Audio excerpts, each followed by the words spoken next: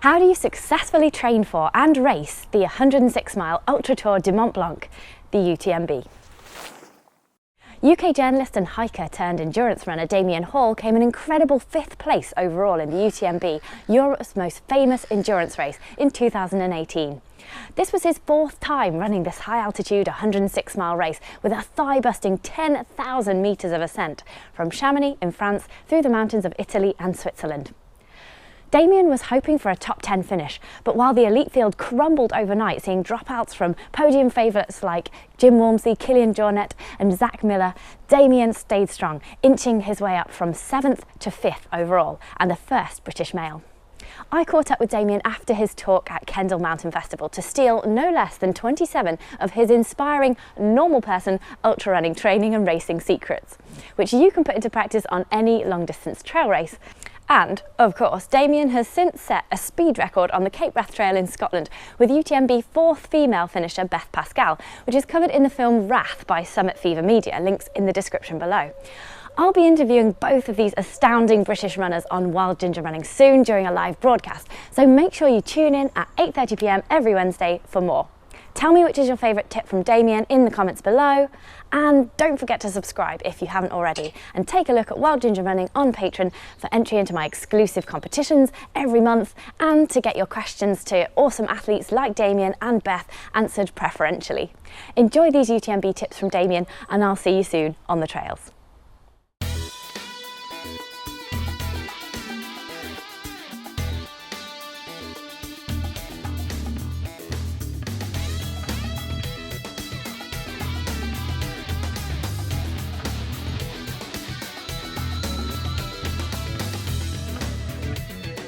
The first time I did UTMB, the first thing I realised was my legs just simply weren't strong enough for those downhills that really smash you up, make your quads sort of scream at you. So I had to just get stronger legs. The obvious way is to run down mountains, I suppose, but there are other tricks. Hiking with a weight vest is quite a good way to gradually, safely build strength.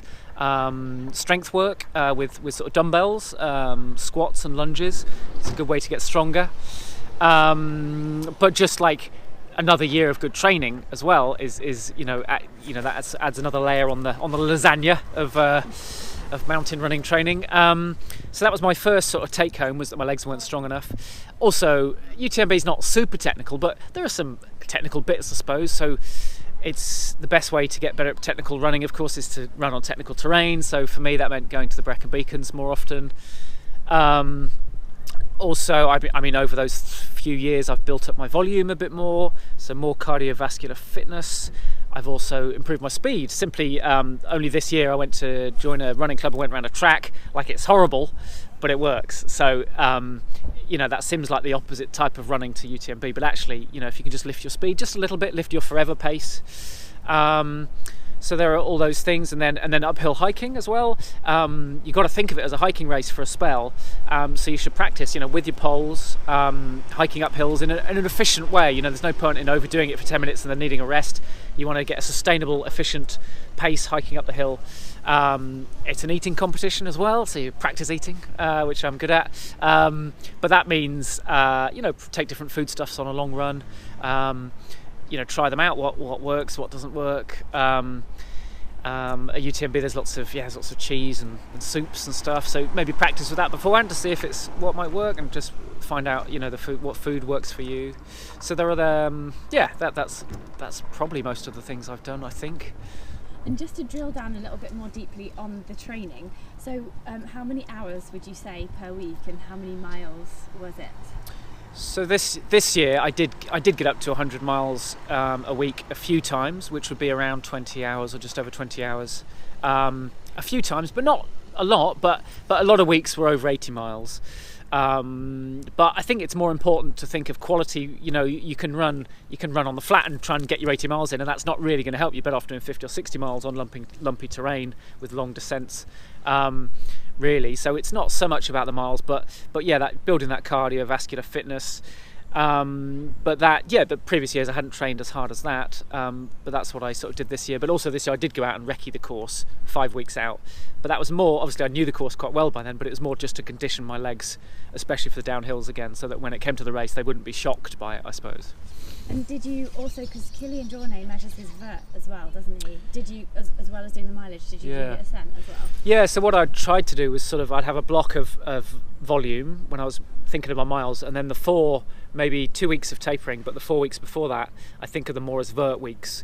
So I did get in some decent miles because I was just out for a long time, but I was thinking more of trying to get vert in, and I'd try and get 20,000 foot of vert each week. I got 2 weeks that were 35,000 foot of vert, but you like your mileage, and you've got to build that up gradually, or you will get a problem, some physical problems. But yeah, I think it's clever to think of it that way and almost forget a mile target and think of how much vert you can get in a week or in a long run. It's a good way to train. And how did you avoid getting injured?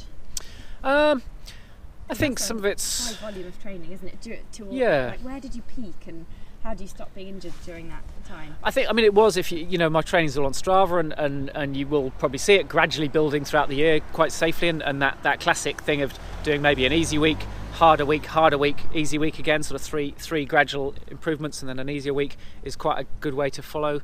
And that rule, that sort of 10% rule of only increasing around 10%. I mean, I don't stick to that too much, but like it's as a general guide. And then also, I think the additional strength work, especially a lot of runners have weak glutes and they're not firing up. So doing that strength work should get them strong and activating. Good technique as well. I work with Shane Benzie from Running Reborn, and he's really improved my technique on the mountains, but also just general technique. I think technique's really underrated. We can, a lot of us have bad technique. What was bad about your technique that you improved? I did everything wrong. I suppose I was a big overstrider. It's not so much about the heel strike, it's more about your legs going out in front of you. I still, when I get really tired, if you look at me, my technique's still not that fantastic, but at least I know the theory now. So, you try and be upright as much as possible, get the legs turning over a higher cadence, aim for sort of around 180 per minute. And I think that really improves, especially on the downhills and flats. So that's another thing to think about. And how often, that's really interesting that you were doing the strength work. How often and for how long were you doing strength work sessions? On average, you try and do 2 a week, and also maybe a separate core strength session. I don't do 2 a week all year round, but I think earlier in the season it's more important because you want to get your body strong, robust to take on the high training volume. So earlier in the year it's more important. But maybe later in the year I'd just do 1. It might only be 20 minutes, not because ultimately most runners don't want to do the stuff that's not running because it's not nearly as fun. So you want to try and do an amount that's going to be realistic, I suppose. But I think to me, it does help me.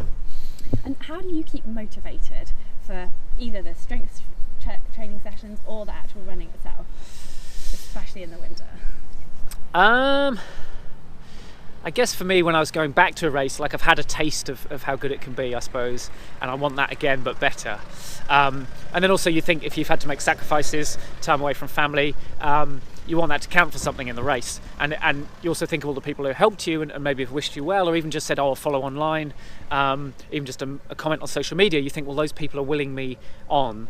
I'm going to try and do it for them. So when you feel a bit lazy or even like you might want to give up, you kind of remember that actually a lot of people wanting you to do well, and that's a lovely, really lovely feeling, and you want to do something for them, I suppose.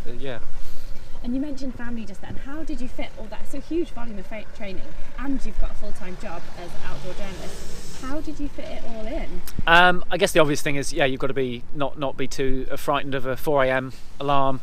That wasn't that common, but 4 or 5. Maybe 5 more frequently. I guess you can make some sacrifices, but only so much. Like I want to see my kids grow up, but my work is a bit flexible. I can, I do a lot of my long runs in the week. Actually, I might take half a day off. I might go to Brecon Beacons. I might get up early, drive hour and a half there, do a long run, drive home, work in the afternoon, then probably work in the night as well. But then I would know I'm maybe in a sleep deficit, so over the next couple of nights I'd try and make that back up. But I suppose, and I had no social life, but that makes it easier. I read somewhere that you said you were living like a monk. Kind of, yeah. I was obsessed with the race. That was all I was really thinking about. So I either had work, family time, or training. Basically, that was it for a few months. And then, how did it feel to cross the finish line in 5th place? Pretty good. Yeah, it felt as good as I hoped it would be, and it was much better than I imagined. I only really imagined finishing sort of 10th, 9th or maybe 8th. So the race went better than I imagined. I mean, it's partly because some of these guys dropped out and that bumblebee stinging Kilian. But yeah, it felt amazing. It's difficult to describe it really. It did. Yeah, it was a good feeling. Amazing. Yeah, well, congratulations. That's absolutely incredible. Thank you. And then can we just talk a little bit about during the race? Like, how on earth do you pace 100 miles? Well, yeah, I think there are some clever little mantras that are quite helpful. Like, it's usually the person that slows the least does the best. It's not how fast it's not the fastest person who wins. It's usually the person who slows the least. So it's about finding your sort of natural forever pace, and not getting carried away early on. Some people will say, don't be an idiot early on and don't be a wimp in the second half. And it's kind of, you're thinking of the tortoise beats the hare, So it's trying not to get carried away early on, and then later on when you feel tired and you don't really want to work all that well, it's the psychological stuff of thinking why you're doing it and forcing yourself on in that way, I suppose. And do you have any strategies around eating and drinking? Yeah, I think little and often, drip feed it in. I try and tell myself to eat something every half hour. So that might not be a full bar, it might be half a bar and then maybe a gel or half a gel in the other half hour. But I try and mix my foods up as well. And later in the race, often I don't want to eat too much, so I think of liquid calories. That could be chocolate milk or some mountain fuel or smoothie or soup. They're all great ways to get some calories in, and you're hydrating and getting salts in as well. So that's a really effective way to stay fueled. And how important is your support team? Because I know you've mentioned Nikki a few times. Very important, yeah. I was very lucky to have Nikki on my side for the last 2 years, and she's, it's twofold because she takes the job very seriously. So she's got everything prepared for you. She sets out, the carbs separate to the less sugary stuff. She'll have some of her own ideas as well, some rice puddings and baked beans. But also it's Nikki Spinks, so. You come to the aid station and you've got a sore toe or something, and you think I can hardly whinge about that to Nikki Spinks. So I wanted, in the nicest possible, I wanted to impress her as well. I wanted to do well for her. So to have someone on that side, your side, doesn't really feel fair on everyone else, to be honest. And you talked a bit about poles in the talk as well. Did you use them a lot? Yeah, for the climbs, I think people are, if you don't use them, you're possibly a bit foolish. They're that effective for climbs. But what I try and do is I try and put them away for the descents and the flats, because working with Shane, I've worked out that you can sort of slow yourself down because your legs tend to follow your arms. So if your arms are poling, your legs could be going slower than they might normally be, or they should be going. So I try and put them away when I can. So that's sort of my tactic with poles. And you mentioned a sore toe just earlier. What did you do? Because obviously it's going to hurt after 100 miles. How do you get through that and just not quit? Because I know a lot of people might just get to a certain point and then they'll go, oh, it's too much for me. How do you get through that?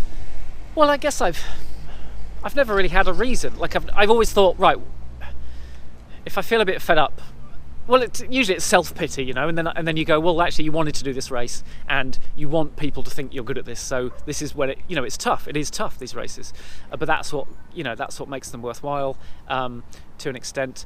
But I've personally never had good enough reason to stop. So yeah, that's why I haven't, I suppose. Brilliant. And so if you're talking to someone who's never done the UTMB before, this first time, they're really excited, what's the best piece of advice you could give them on the start line? What's the best piece of advice someone's given you on the start line, maybe? I think try and relax and enjoy it. Like it is going to hurt a bit, but it doesn't have to be hellish. Just try and relax and enjoy it. And yeah, don't go out too hard early on, especially the first downhill. Especially for Brits, they found the long. Some of the downhills are a kilometre of down. So just take that first one easy, ease into the race. And just relax and enjoy it. And it's beautiful mountains, incredible crowds, soak it all up. Amazing, brilliant. And is there anything else that you want to say about how to survive the UTMB? No, I think just one other thing that helps me around is I've got some friends who maybe can't run anymore or have health problems, and when you're hurting, think there's always people far worse off than you, and you volunteered for this, so I try and think they would be loved to be running this race, and I'm here. I'm feeling a bit self-pitying, but they can't run the race, and so they that's what gives me inspiration, I suppose, to push on.